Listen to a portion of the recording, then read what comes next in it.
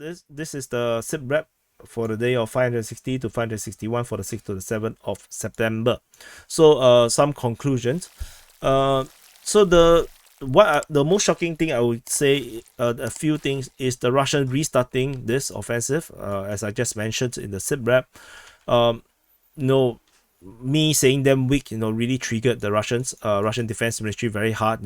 They are coping very hard now by restarting this offensive that they already given up, for some days. So we can see that the last attack was on the 29th. After resting for around a week plus, they now restarted their offensive at Sinkivka.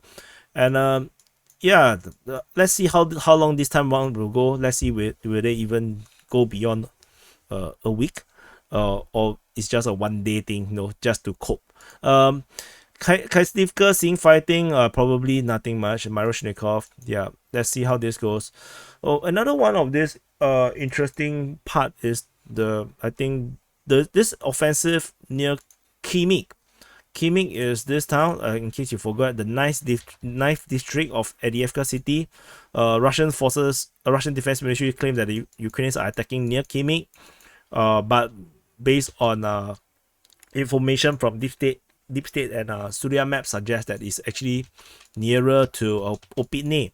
So the Ukrainians launching this attack near Opitne is extremely interesting, I would say, because we haven't really seen fighting around Opitne for a very, very long time. So I think it's 2 months. I think more than 2 months we haven't seen any fighting at Opitne.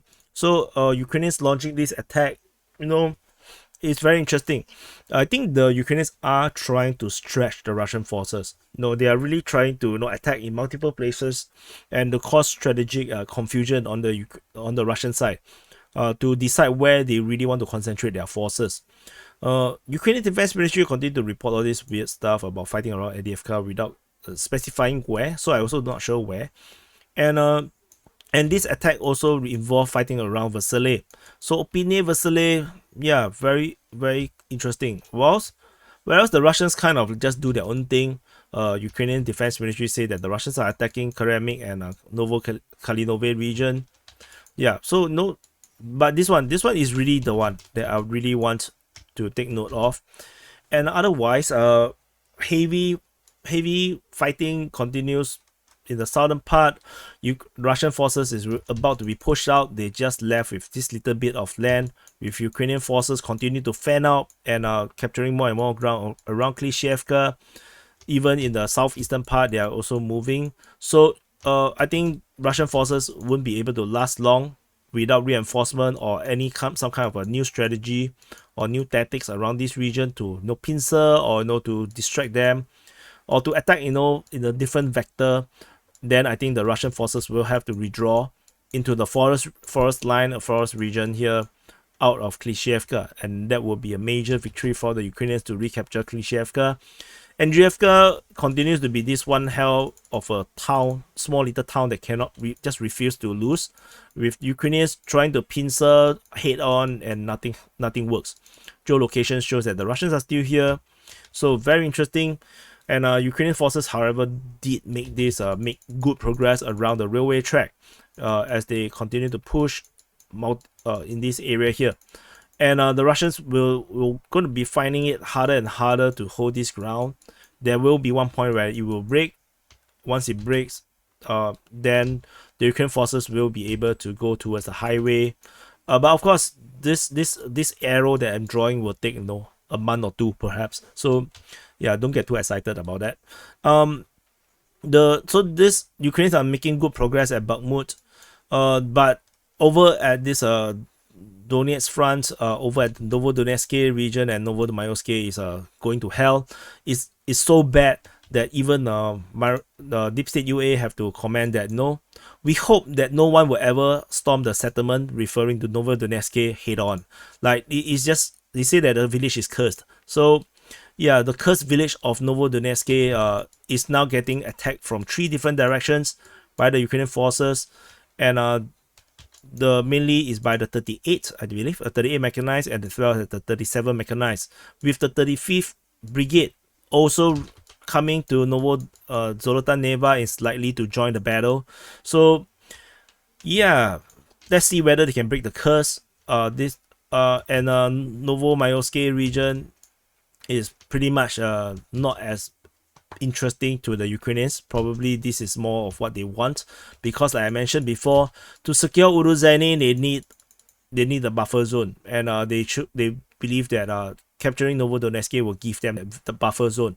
The Russian forces is still actually very close, and the Ukrainians actually do not have a strong foothold over at Uruzhany, and this actually caused the entire offensive to break down.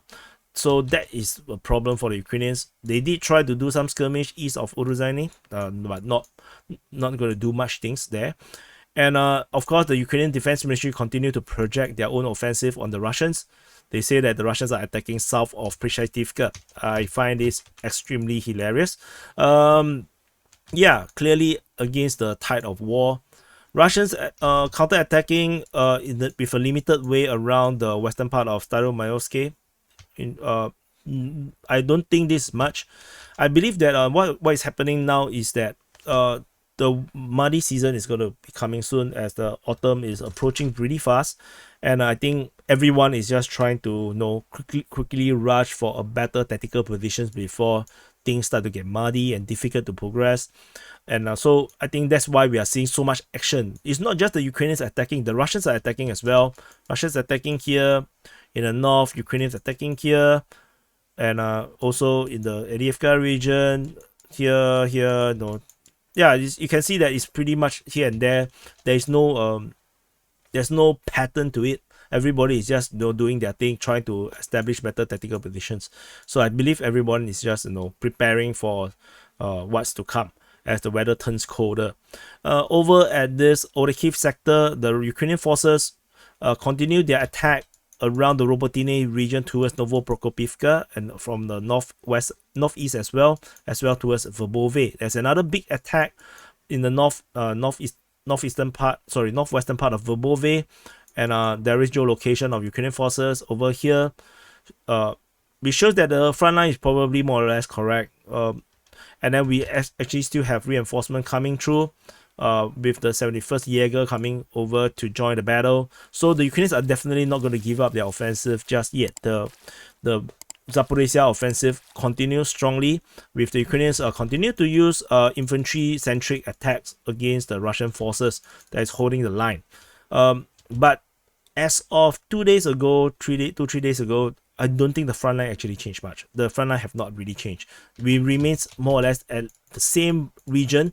The Russian forces, probably due to the reinforcement that has been coming to the region, managed to hold the front line, and the Ukrainian forces are continuing to do this very hard battle, because infantry battles using infantry assault, it works, but it's painful, it's very expensive, and armored vehicles are mostly used for ambulance purposes, as well as transportation, logistics, and maybe some of them can be used for fire support, but using them as fire support also open them up to be destroyed. So it's a lot of difficult division for the Ukrainians. Even if an attack over in this northeastern part of Novoprokopivka seems to be really bogged down. The Ukrainians attacking here, we don't really see much progress around here. And over at this contradicting situation from Ryba, the pro-Russian source talking about the Russians seemingly have fire control over the southern part of Robotyne. Now we have yet another information. This is the second time I seem to be reporting this about Russians withdrawing to the south of Robotyne. I'm not sure if I made it wrong, or is it because previously it was reported by a different group. I think maybe the other group, the last time I reported this is probably by Surya Maps. So now the Ryba actually says this. They are withdrawing to this fortification south of Robotyne, but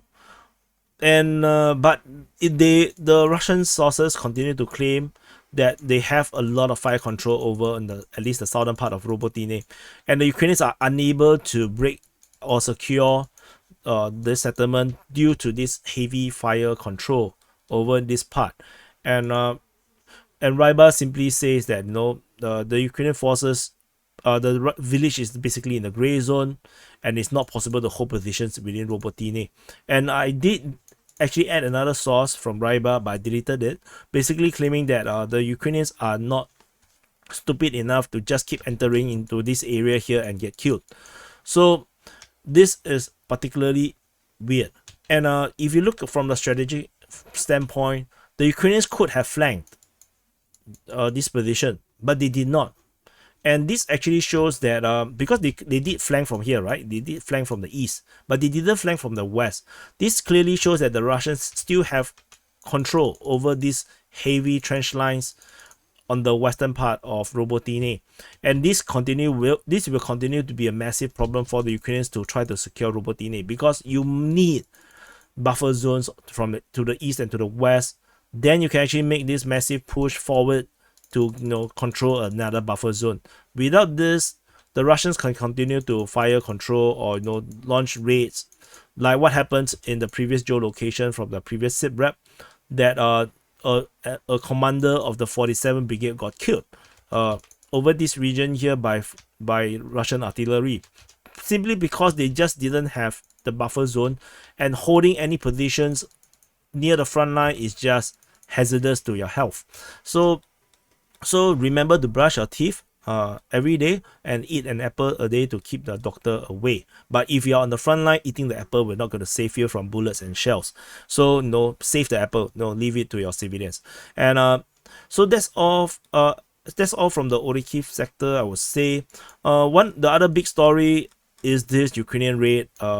Ukrainian forces landed and then try to move south, but the Russians already know they are coming due to intelligence, and they fought, and then the Ukrainians run, and then the Ukrainians tried to send their boats over to evacuate the forces. Many of these boats got destroyed by artillery, drones, and naval mines, but they did indeed finally manage to retreat back to the mainland.